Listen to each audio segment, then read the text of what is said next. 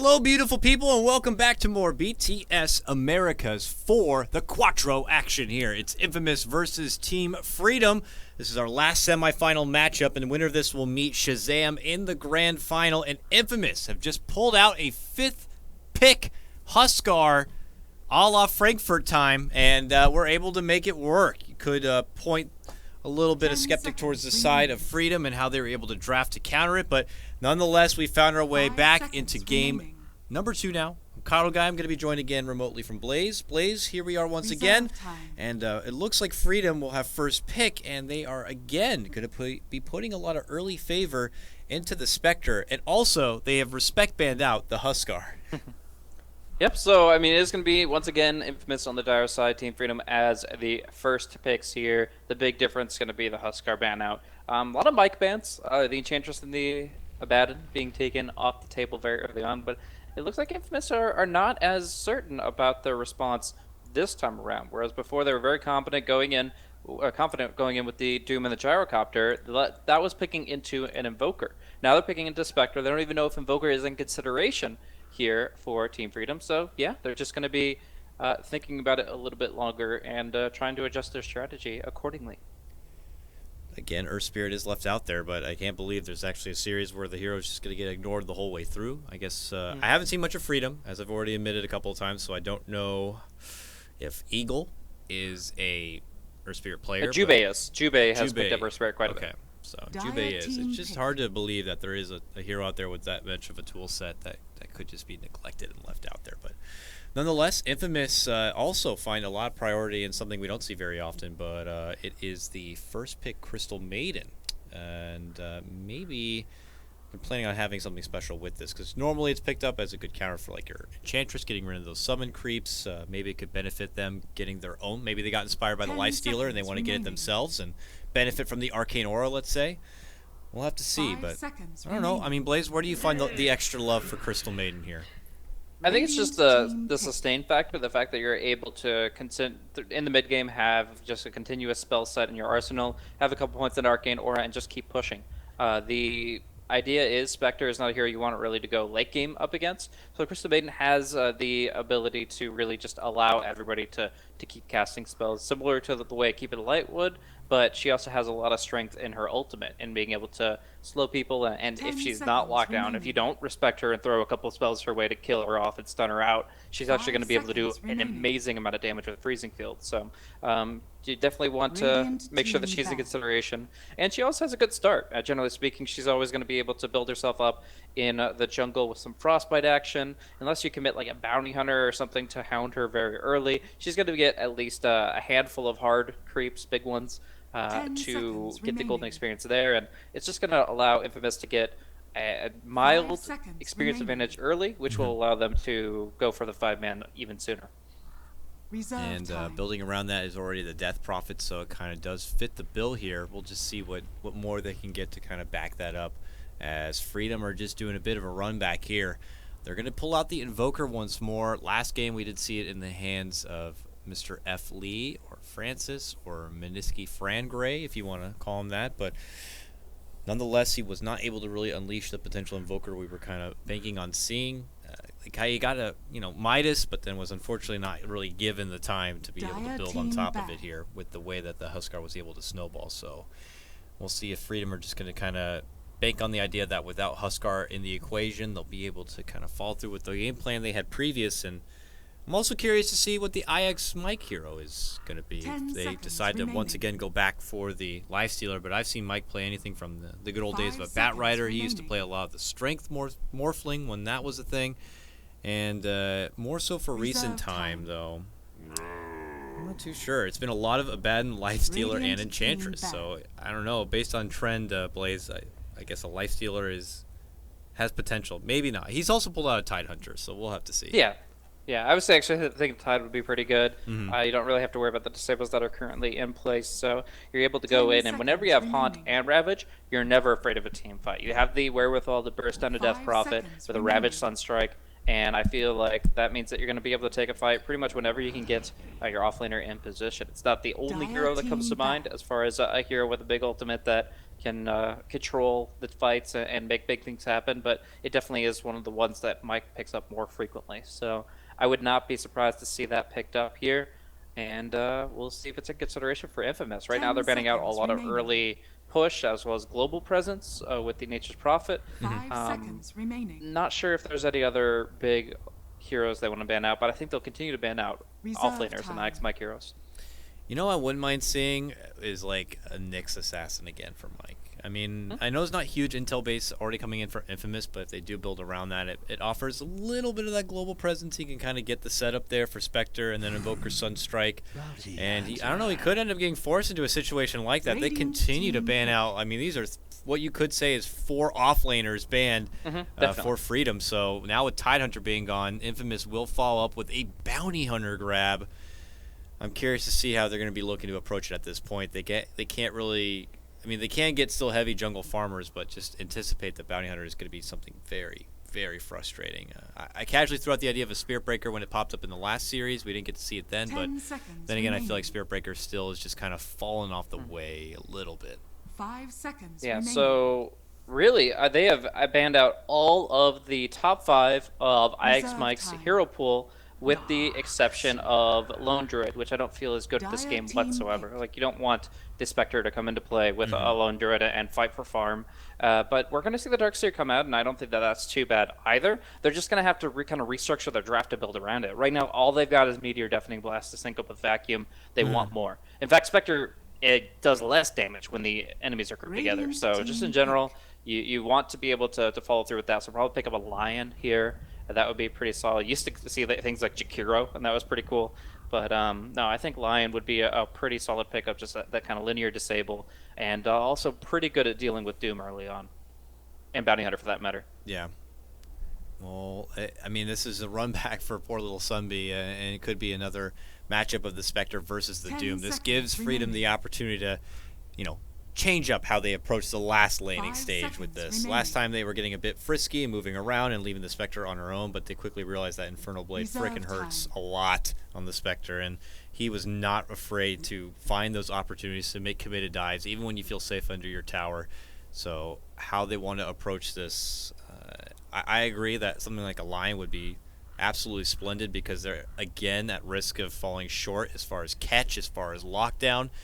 And to be able to complement here, like the Darkseer plays, I would still love to see the Lion, something like the Lion. But they're going to go with Ogre. It's a little bit of lockdown. It's not trusty, but what he lacks in the trusty lockdown, he's a big son of a gun, and he comes with a big boasting amount of armor and HP gain, and you do not want to square up against him too much in the early game. Even a Bounty Hunter might have to second guess if he makes the jump there. 10 seconds. Yeah, looking at the numbers, they actually don't run Lion very much at all. The Ogre they've only picked up once in recent time, but that was very recently and 4 days ago. So they can definitely make things happen here. Ogre is very tanky, very beefy, gets right up in your face, and he's going to just be a lane winner. I actually have found recently in my games that Ogre Magi is a bit of a pub stomper. You just run at people with Ignite, maybe an Orb of Venom, and you just hit them, and you're so tanky. Even though the towers have been buffed to do more damage to heroes, Ogre Magi can still take more than 8 tower shots and a couple of hero shots as well. Like, this guy has massive base HP, base armor, HP regen, and you just get like a Fairy Fur or something like that, and you just extend that even further and get really YOLO. So I feel like this enables dives very effectively. Ignite plus Dust of Appearance equals a dead Bounty Hunter. So I feel like there's so many good things about the Ogre pickup. Yeah. The bad thing, it still has absolutely nothing to do with Darkseer other than maybe Ion Shell and Surge. Yeah, and it's not like a lot of them are even going to be benefiting from his Bloodlust slot. Yeah, Spectre will offer more right-click, which is good. And if she's able to kind of get away and get her Desolate damage into action, it will help a lot.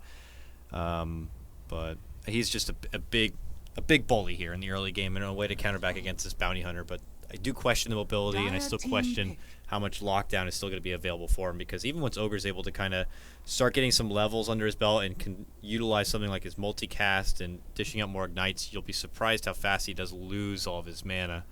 And it just depends on how he's going to be able to farm on top of it. So we'll see. I'm excited to see Ogre. I love to see him all the time. I used to love the big old forehead strat, but we haven't seen him as much recently here as far as where his piece falls in the meta puzzle, if you will. But Infamous now. Last pickup. 5 It looks like they seconds need to set up remaining. the potential safe lane grab unless somehow this is going to be a do, and it will be a Chaos Knight. Radiant Or was team it Infamous who played the Chaos Knight not long ago?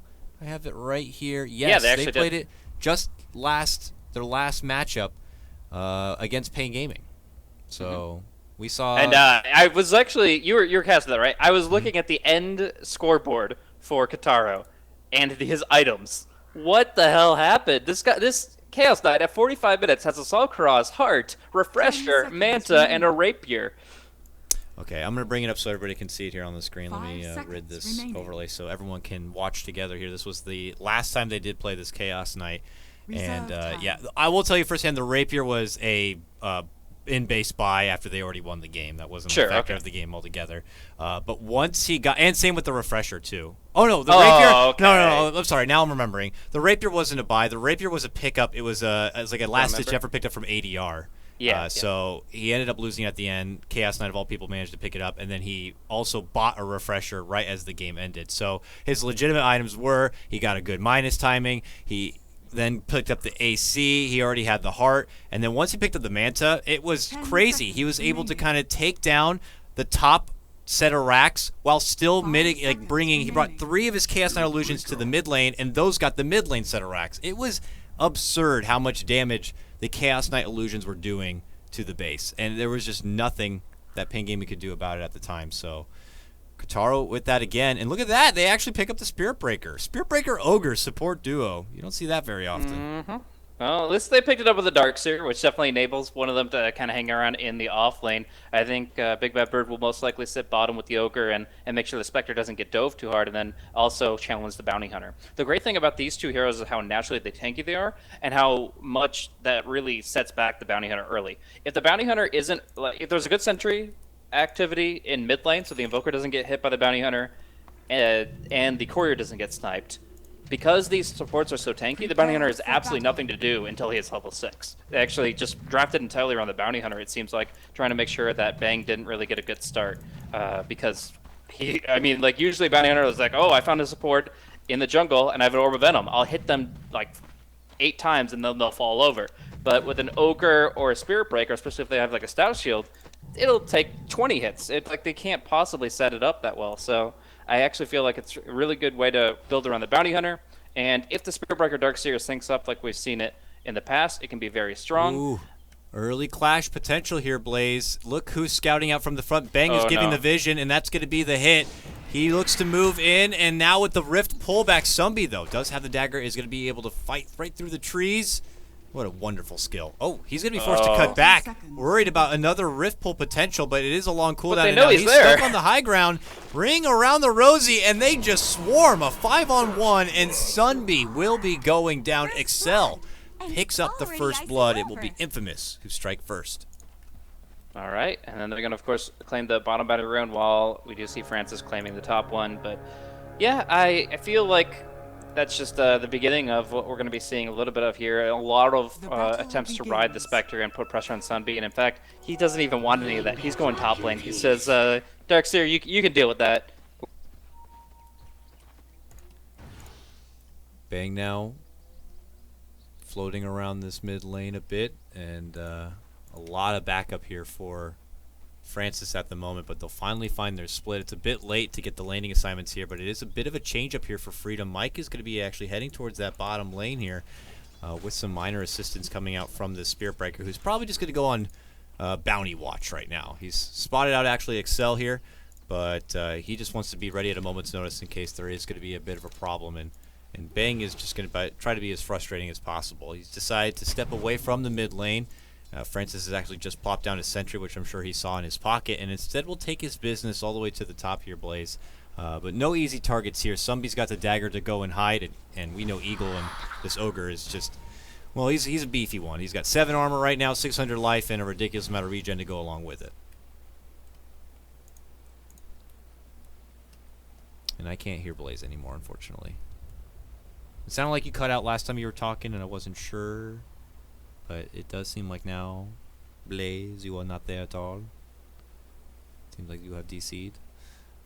I will contact you on this program over here. Or it looks like you're going to get it assessed. So I will continue to talk. while we wait for you to get it resolved, please. Hello, hello. Hello. Well, welcome How's it back. going? Sorry, wasn't sure if I was going to be cutting you off, but you suddenly just died for that. Yeah, moment. yeah. Just a small tech hiccup there. But I'm not sure at what point I stopped talking, but at this point, it's going to be a very interesting lane. I mean, we're going to be seeing the Spectre just completely dodge out the bottom lane, knowing what's waiting her on the other end, and Sunbeam will be up top here. So it's still going to be the same configuration: the Darkseer plus Spirit Breaker, the Ogre plus Spectre. But we are going to be seeing, at least at the beginning, that they're going to be up against a Doom rather than a CK. We'll see now. This is very nice. Well, top lane as the Bounty Hunter makes his rotation in. It looks like Sunbeam will be the target. Sunbeam's going to eat a couple of shots here before we realize what's going on, but that will trigger the quick ignite, and that's where Bounty Hunter can really begin to burn up. He's going to be forced to chew through some tangos now and probably reassess what kind of lane he wants to intercept here. While mid lane, we're also seeing some frisky plays. Mid lane, Excel is going to be dropping down a very obscure mid lane obs board. I don't know if it was spotted out or not, but Jubei's going to be forced to kind of keep her back and in check here. So this is just movement all over the place. Excel's going to head back to bottom while Bounty Hunter makes his shift towards mid, and it's one big game of do-side-do, Blaze. Yeah, I think that actually would have been a different exchange if there was no boots of speed on the Crystal Maiden, but because she got first blood, she gets her boots, and that means the Spearburger just can't run at her with Greater Bash skill, which would have set up most likely like a Cold Snap or something. It actually could have been very dangerous for CM given how slow she moves normally, but she gets the easy boots, and she's able to just manage that perfectly well. I'm actually curious if they have any kill potential against Mike here, because Chaos Bolt can be a pretty long duration stun, and of course the Frostbite ignores Surge, but they are going to be walking into Observer Vision, and Mike is going to realize that he's in a bit of trouble. Oh, but he found a good way out. He actually heads to the low ground here, and it will be out of the range for Excel to get any sort of catch. He finally dishes out the Nova, but it might be a bit too late. He's surged his way, but he didn't bank on the fact that bang was right there, but the block will not be quite in front. That time he'll be able to step up. They got the freeze. Jubei does step in and was able to level up the charge now, but they get the pullback from Mike. The stun will be there. It's only 1 second. He pops the one. He's still good. Can they catch him here? They need one more right click. He eats the tango, and there they will get the poke. They have to sweat it out, but finally they'll be able to take Mike down, and Infamous will pull ahead now 2-0. Yeah, and the Fairy Fire actually could have given him an opening to get a little bit more distance there, but it seemed like he resigned himself, and he just takes the spill. He's going to have to get the Soul Ring out very soon and just start kind of pushing up the lane from under tower as best he can, or they're going to have to get some really good movement from the Spirit Breaker. Iron Shell, level 2 Spirit Breaker, he can definitely kill a CM, maybe even a Bounty Hunter with the Dust. It just comes down to the timing. Doom is trying to get some serious work here on the Eagle, but will be zoned back eventually from Sunby. But the Rock Stun and the burn from the Scorched Earth is just nothing to scoff at. In fact, he's even also muscling back Sunby here. Doom is taking over a bit here, 1v2. Respect the Infernal Blade and its damage, and they'll continue to poke at him quite a bit. But here comes the Ignite. Eagle has been popping off a Clarity. Sunstrike, not going to be able to connect. Greedy is walking off a different path, and it will be a bit more unpredictable. Yeah, I guess he's expected him to juke the Sunstrike, but I don't think Greedy took into consideration at all as he moves straight through. So kind of the mind games back and forth. But yeah, what was a small kill opportunity now turns against him as now Sunby eats the rock, eats the Infernal Blade, and just goes down. That happened so quick and fast. I mean, I missed it. I missed a lot of kills, but literally the Doom is in melee range of the Spectre with 2 skills that will obliterate her. Sunby just can't let that happen. Obviously, probably doesn't have a lot of experience going up against the offlane Doom. I mean, offlane Doom used to be a huge thing back in the day, but as of recent, we've seen it more in like that 4 position, roaming about, and in very situational kind of cases. But okay, Greedy, you got to showcase view of these dragons, man. The Radiant H, this is wild. This is like an anime Fight Cloud or a cartoon characters. I don't know. Let's see. Whoa. Yeah, that is a hot mess right there. I don't even know if we're allowed to show this on television. Look at that. Look at that. It looks like the mix of a hot, sweaty fight or their Vape Nation right here. We'll have to see. Oh, the chat will love that one. But yeah.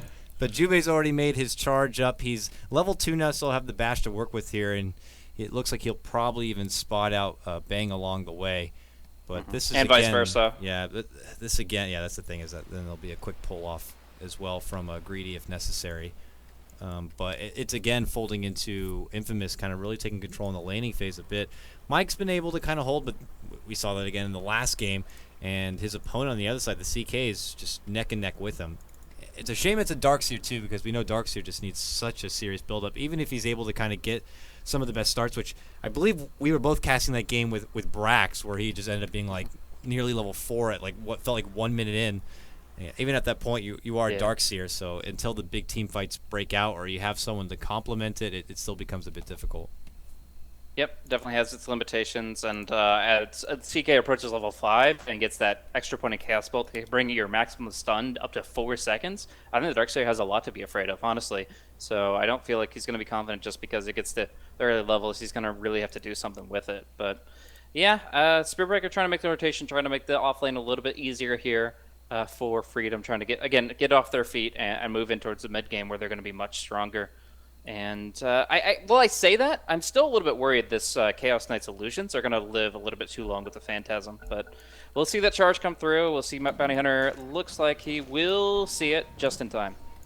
Yep, charges through. The ping's going to be out, but will they still be able to catch Greedy? They got the dagger for the slow. Jubei makes his move. They're going to get the bump. Will he get the RNG for the bashes? Greedy dishes out the Infernal Blade. There's going to be the bash, so Sunstrike will not be on the mark for that one. Bang has made his rotation in. Eagle is hungry for the kill. Leads him with the Ignite. One more auto attack. That's going to be a kill. Nicely done for Eagle. Very, very good. Oh, but now the Doomlings are out, and they got the rocks, and they stun him onto the Eagle.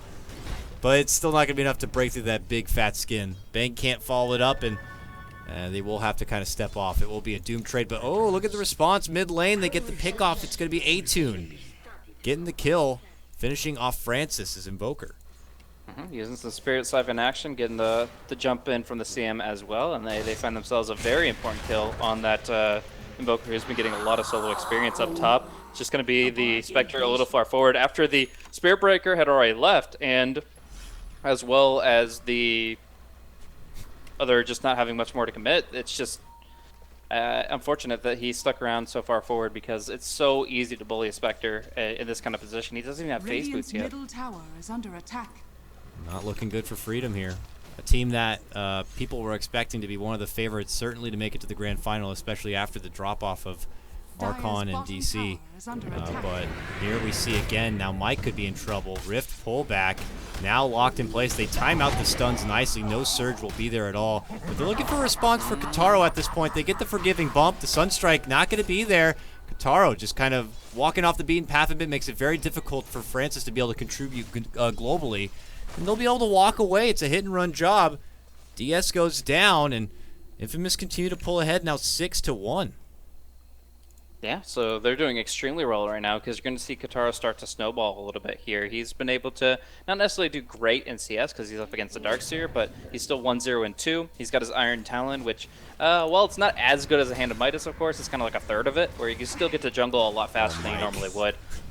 Mike comes back, goes top, and is happy to witness the debut of Doom and gets killed, but mid lane, they're getting even more.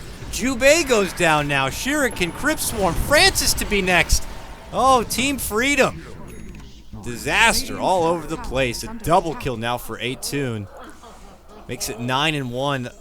3 more go down. Coming hard to watch here, Blaze. It really is.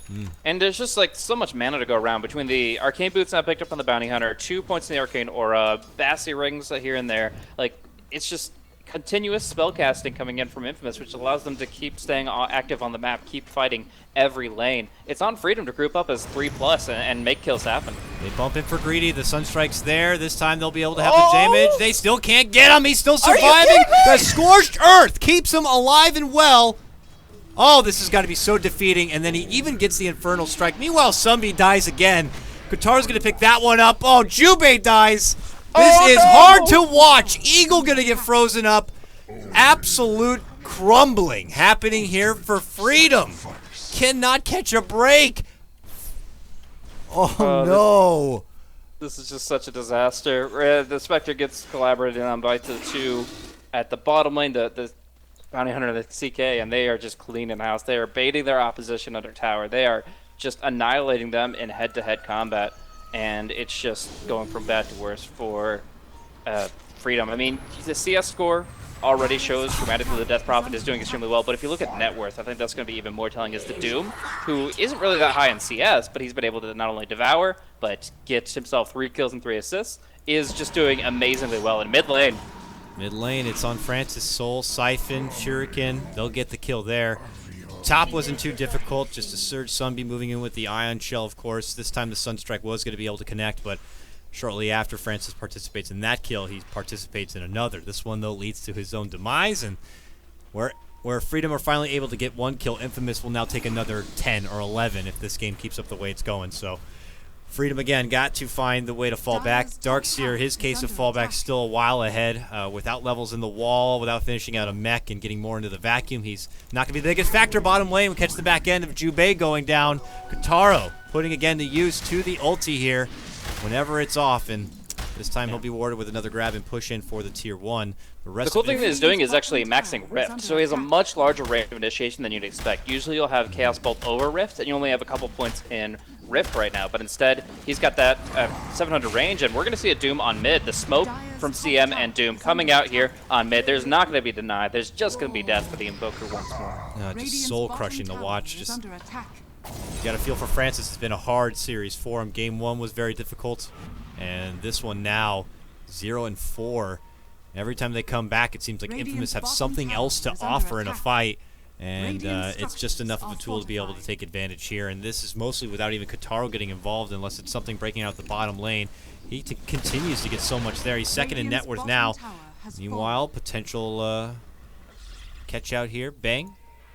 Still on level 6 though, so it could be a lot worse for Freedom if Infamous had the benefit of a track at this point. Well, that's the thing. Like, you look at this net worth, and your 3 heroes are 1,400 net worth above the top of Freedom, and they don't even have track yet? Like, it's insane. We're going to see the Rift back on to Jubei. He's going to be killed off by the Chaos Knight, and there's just nothing they can do. Everybody's dropping like flies. They don't have any response. They don't have heroes like Dazzle or Oracle that can extend the play and keep heroes alive so they can fight under tower. They just get torn apart, and the only question is whether or not there's any return kills. Turning into one of the most one-sided series we've seen this tournament so far here in the semifinals. Infamous continue to move in now. We'll be able to grab up a tier 1. Can Freedom find him on the way back? They get a good smoke to the high ground here. They make their jump for Greedy. They got the burst. There's the ignite. And they'll be able to lock him down and get the kill. And any kill at this point for Freedom is going to be a damn big one. Now the Haunt comes out from Sunby. They're looking to make it 2. They've already gotten about 12 to 1,300 gold just off that 1 kill. Can they get more? Kotaro pulls back after getting off the stun Sunbeat. They're looking for the reposition here. Freedom now make the move for Excel, though, but she goes into a big freezing field, and that's going to be bad for Jubei. They will be able to get the kill on to the Crystal Maiden, but they lose Jubei. Now they want Mike. Move in, stun, Soul Siphon, and Crypt Swarm. Mike put into the ground. 4 to 18. And as, you know, Freedom hold on, each kill gives them so much. Infamous are able to always square up, if not get that much more. And they're just now getting track online, so Bang is going to be able to enhance his income as well as his team's dramatically, and they're just going to be able to just keep rolling in kills. Like, they don't even have to worry about objectives and Roche right now. They can just keep doing this. Up top, going to be the Doom coming out. How you doing there? To the Invoker, and I walked through the Valley of the Shadow of Death. Yeah, between the Infernal Blade and the Hurl Boulder, like, he is able to keep them in place really well. Like, you don't even have to have like the Ghost Slow or any really like high mana intensive abilities for the Doom to stay right on his target. He's got the Orb of Venom, and he's got 2 mini stuns, and that's all he needs to get all these freebies. And from there, they just push down the top lane as 4 with a nice little flank from the Gondar. All right, Freedom. Will they be given potential opening here? Infamous not making it easy, as now they have continued to cluster up. They're going to move as 5 now towards the top tier 1. Easily going to be grabbed up from them. That will rid of all of the tier 1 towers here from the side of Freedom.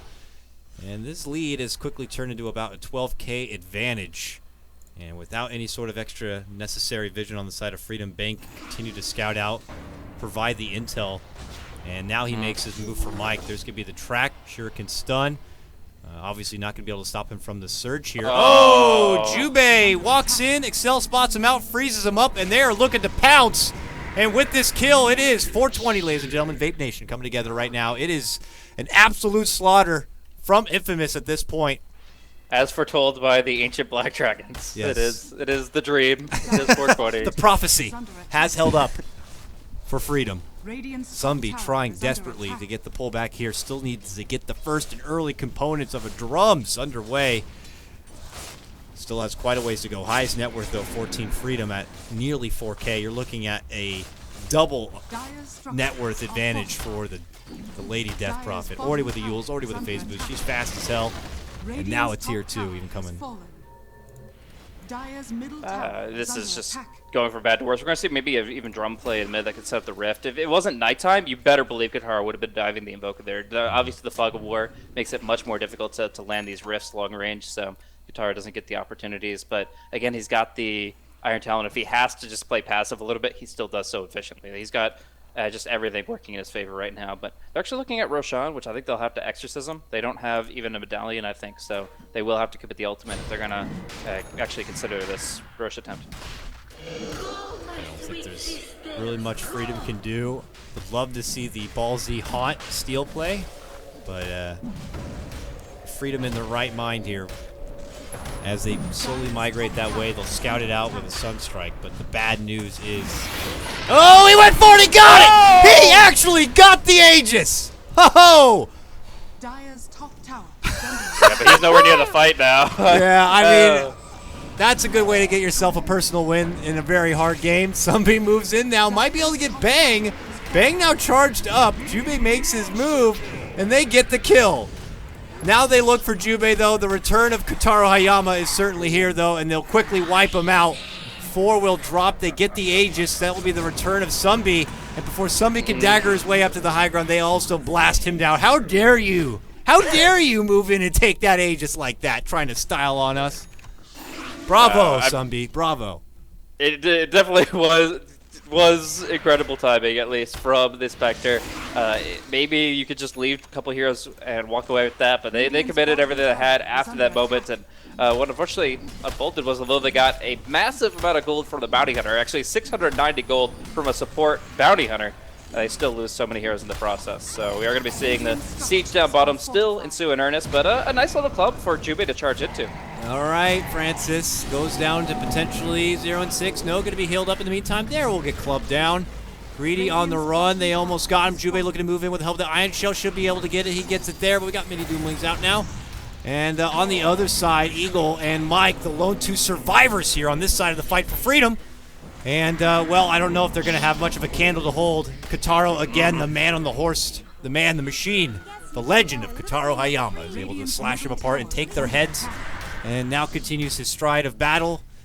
The Conquest next plays is to move into the base soon, and I don't even know if there's any way for freedom to really stop Infamous from doing as they please here. Nearly a 3K gold advantage for them just from that fight.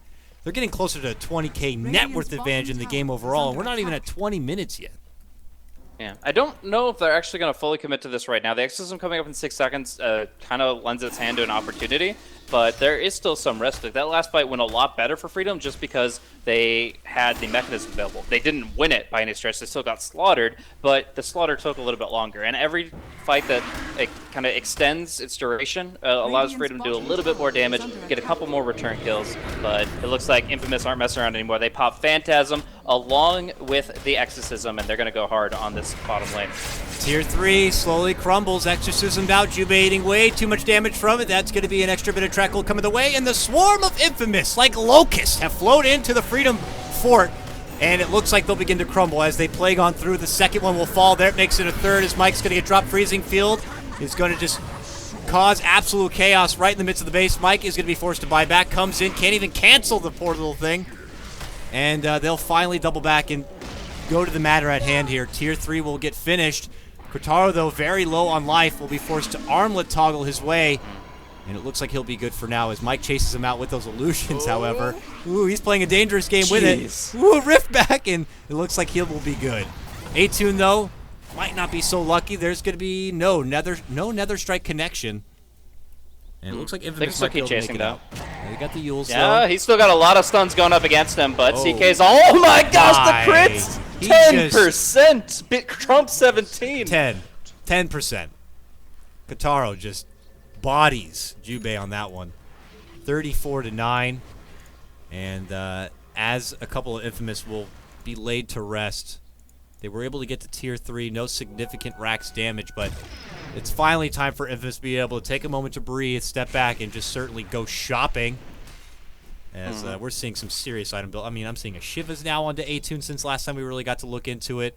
How much money is Kotaro holding on to? He's getting close to 3K. He just picked up the armlet and got it from the fountain of the enemy team. He dove into the fountain, grabs his armlet, toggles with it, and then walks away laughing. Like, it's just insane. He's now got 3K built up. I'm sure he goes for Reaver next. There's no doubt, actually, that that's going to be the best pickup for a hero like Chaos Knight at this time. And, yeah, from there, just they continue to just turn this entire field of battle into a bloodbath. They're looking to make it go for greedy. At least Jubei has to charge out, but he's already pulled back. Obviously, Bounty Hunter kind of nearby. Gets scouted. They got a sentry down, so Bang is going to get spotted. They commit the dust, but they don't commit for the kill. Too many, too close, it looks like here, and that is the right call. Infamous, we're getting ready to swarm on in, and Freedom are looking for the retreat, but look how fast A-Tune is. If he gets close enough, he could get a Yules off here. Does he still want a straggler? He could grab one there.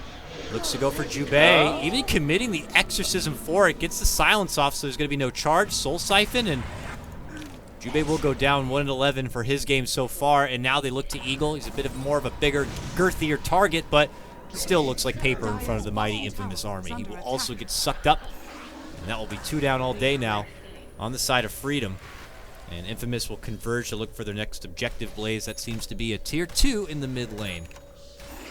Yeah, I mean, Freedom are really just struggling to grasp for straws at this point in time. They're up against Crimson Garden and Mechanism on the Bounty Hunter. Just tons of sustain as well as durability added to their team lineup. So Infamous can continue to dive, continue to go just absolutely YOLO, balls to the walls deep, and there's just no response right now. There's a Blink 4 staff on Maiden. She can just play the enemy team like a fiddle, and of course we're seeing the manliness of A-Tune as he's able to, not with any raw HP items, commit fully. Like, this guy knows that he can hit the perfect silence out of Yules. So what does he do? Without only +4 strength from his items, he goes in and leads the charge for his team. But now he's got the BKB, and with that, they're just going to go to the base. They're trying their ass off to get banged down. They'll finally be able to do it. Kotaro will be fine, who now holds a newly picked up Reaver here. And there was also a purchase here for the Death Prophet. It looks like a BKB is now on their way. So I want a buyback from Bounty Hunter. All right, Infamous are ready to go. Feeling very confident. I mean, he comes back and he draws out the game plan here. He's like, let's just go. Let's end this one out while we still can. No sense in prolonging this. They have a Spectre after all. I mean, we look at Sunbeam and he's got 1,500 gold. It's probably the most gold I've seen him hold on to this game. But it's still quite a ways away from being able to get that precious Radiance, if that's something he's even dreaming of at this point. So we'll see what they can do for a hold. Rax is exposed bottom blaze. Here comes Infamous. Yeah. The big pickup is this BKB on the Death Prophet. She can just go in, Spirit Siphon everybody, and live through it all. There's nothing they can do when she's affected by BKB. She is waiting, however, on the Exorcism. That's 15 seconds from now, so they're kind of tentative about this push right now here, and they're waiting for the next big wave to come through. It's back there. It's coming. It's got 3 range creeps to go, and now the clock begins to tick. Freedom really need to find their high ground hold. Mike's got the 4 levels into his vacuum with 1 into wall. He better make it count. Now he looks to move in. He surges up. He walks in. That's the vacuum. That's the wall. It's on to 2. Quick tornado. Deafening blast combo comes out from Francis here, but it doesn't seem to be enough to break on through. It will just about take down Bang, who's barely holding on enough to get off the track. They've already been taking down the Eagle. Mike goes down, and then it's going to be Sunbeam. 1 by 1, Team Freedom will fall, and they could be falling all their way down until the white flag will rise. But here is the comeback. A buyback comes out from Sunbeam, which was his final hurrah of income. They get the pullback onto Francis, and they just slaughter him. Kotaro taking names in this one. Him and A-Tune, a hell of a performance already. And this is going to be the final hurrah for Freedom, it looks like, for BTS Americas. Man, I mean, just absolutely demolishing them. They don't seem to have any issue running through these walls. They're dropping items. A-Tune having a really good time on this one. And anytime they exit the base, it's just more kills for Infamous. They're just bodyguarding it. Just don't even think about it. You can't do anything. Your best bet is to call GG, and they are going to do it. Infamous provide one of the most dominating performances we've seen in the tournament so far, if not the most dominating performance. And what a time to come out into the semifinals to help secure their way now into the grand final. Good for them. It's going to be an Infamous versus Shazam grand final. But Blaze, final thoughts on this series and how things went wrong for Freedom.